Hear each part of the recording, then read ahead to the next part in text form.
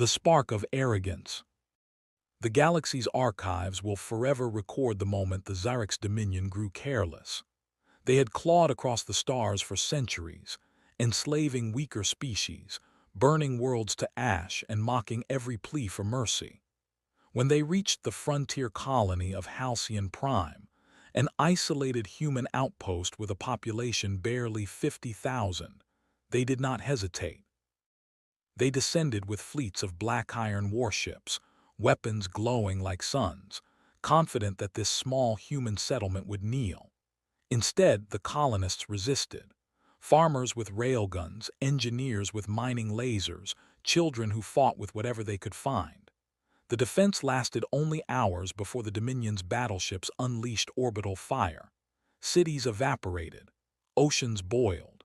Survivors were dragged into cages, paraded before alien commanders who sneered at the idea of human courage. The Dominion declared victory, transmitting across every frequency. Earth is weak, humanity is broken, this is the price of defiance. The laughter of empires. At first, the galaxy laughed with them. Other species, long under Dominion rule, whispered that humans had brought this fate upon themselves. Even neutral empires scoffed. Earth was a small world, newly risen to interstellar life, too civilized to unleash true war. Alien diplomats mocked human envoys in council halls, calling them dreamers with fragile bones. News feeds across the Orion Arm replayed footage of Halcyon Prime's destruction like a carnival spectacle. And the Dominion, arrogant beyond measure, announced their next target, the Sol system itself. The Dominion believed Earth had no answer. They believed humanity's fleets were untested, their weapons outdated, their soldiers soft. They believed they had time. They were wrong. The silence before the storm. For 3 weeks after Halcyon Prime burned, Earth said nothing. No threats, no protests, no promises of retaliation. The galaxy mistook the silence for fear. Dominion propaganda boomed.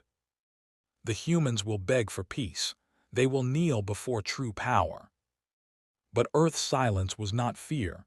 It was calculation. In the shadows of the Solar Council's war rooms, admirals and strategists prepared something far colder than vengeance. Humanity's fleets were not ready for total war. Not yet. But words, they cost nothing. And in the right hands, words could burn entire empires. A single transmission left Earth's deep space network, encrypted with codes no alien had ever seen. It carried no weapon, no fleet order, only a whisper disguised as fact. The humans have awakened the Leviathans. The lie that shook the stars. The Leviathans were nothing more than myth, a rumor seeded decades earlier in trade ports and mining colonies, whispered to alien merchants who asked too many questions. The story told of colossal human warships, silent titans the size of moons, weapons capable of splitting stars, hidden in the black between galaxies. In truth, no such ships existed, but the Dominion did not know that. When the whisper reached their intelligence networks, panic spread. Scouts reported strange energy readings in deep space. Merchants swore they had seen shadows larger than planets gliding through the void. Old legends resurfaced, claiming humanity had inherited forgotten weapons from ancient gods. The Dominion, for all its arrogance, began to doubt its own invincibility. And doubt is the deadliest poison an empire can drink. The breaking of silence. On the 22nd day, Earth finally spoke. A single broadcast sent to every Dominion channel, every neutral relay, every listening post in the galaxy. The voice was cold, deliberate, inhumanly calm. You burned Halcyon, you mocked our dead. You asked for silence, so we gave you silence. Now you will see what waits in that silence. The message ended with 3 words that became legend. The Leviathans wake. In that moment across the galaxy, fleets shifted. Human dreadnoughts launched from hidden shipyards on Titan and Mars. Carriers rose from the oceans of Europa, bristling with fighters. War convoys slipped from lunar cradles. To the Dominion spies, it looked like confirmation. To the galaxy, it looked like the myth was true. The shadow of fear. Entire Dominion fleets pulled back from their sieges, afraid of running into the rumored Leviathans. Their admirals barked orders, but sub-commanders hesitated, staring into deep space as if the black itself had grown teeth. Neutral species, once dismissive, began to whisper, "Perhaps the humans truly hold gods of war in chains." Smugglers refused Dominion contracts. Mercenaries deserted.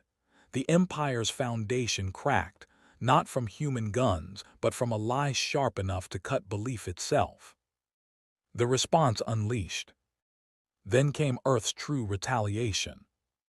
From the Kuiper Belt, 100 dreadnoughts emerged, weapons arrays blazing like small suns. From the asteroid fortresses of Ceres, rail cannons fired shots that crossed millions of kilometers in silence before tearing Dominion cruisers apart. Human fleets did not fight like amateurs. They fought like predators unleashed from a long, patient hunt. The Dominion sent 3 grand armadas to break the humans. All 3 vanished within weeks.